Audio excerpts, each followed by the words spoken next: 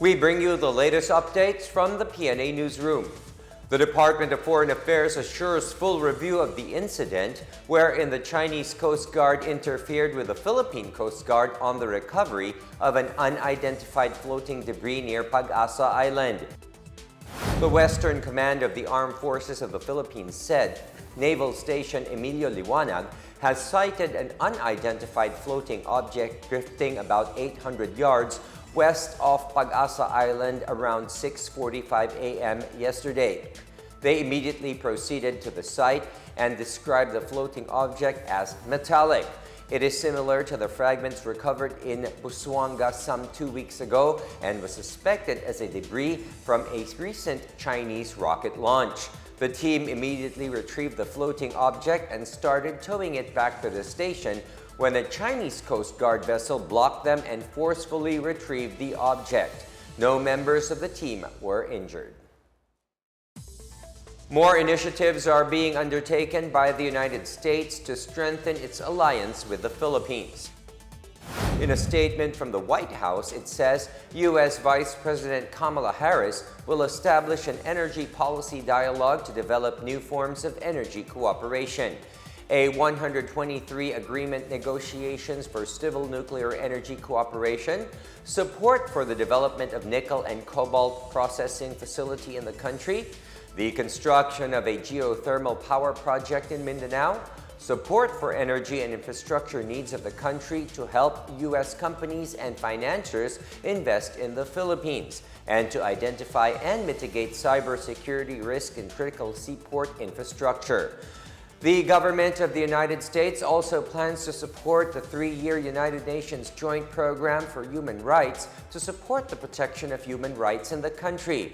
It also intends to invest $5 million to further accelerate the vaccination rollout through the Global Vax Initiative and may allot up to $8 million to strengthen the healthcare capacity of the Philippines in preventing avoidable outbreaks.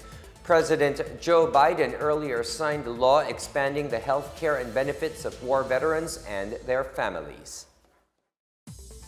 Meanwhile, the Armed Forces of the Philippines has intensified its search for missing labor activists Alipio Cuat and Elizabeth Magbanwa, who are the subject of a writ of amparo issued by the higher courts.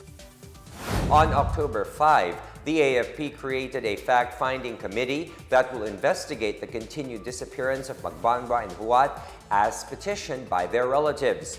AFP Deputy Provost Marshal General Colonel Danilo Dupiag met with Manila Police District Head Brigadier General Andre Dizon and Intelligence Director Colonel Samuel Paborito last week to request information on the activities of the pair before their reported disappearance on the 3rd of May.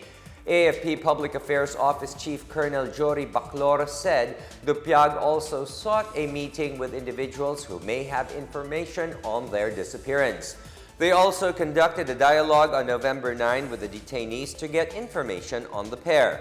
Missing persons posters were also disseminated in various locations, especially in Camp Aguinaldo, Quezon City, last November 17. And in other news, Manila welcomes a new tourist and wildlife enthusiast as Manila Zoo reopens today.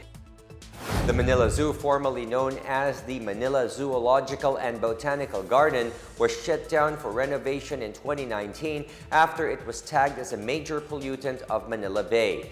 A soft opening was held in December last year, during which it served as a vaccination site for COVID-19. The zoo was temporarily closed in June to complete its renovation. Manila Mayor Hani Lacuna inspected the newly redeveloped zoo this morning prior to its opening. The Manila Zoo will be open daily from 9 a.m. to 6 p.m. daily, aside from housing more than 550 species of exotic wildlife. The zoo now features an animal museum, a botanical garden, and a butterfly garden. Tickets are available at the Manila Zoo website. And that is the latest and the biggest stories from the Pna Newsroom. For more news content, visit our webpage or head on to the Philippine News Agency's Facebook and Twitter accounts.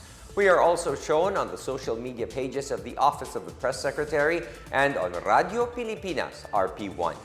Stay tuned for more news updates. I am William Theo. We tell stories that inspire change.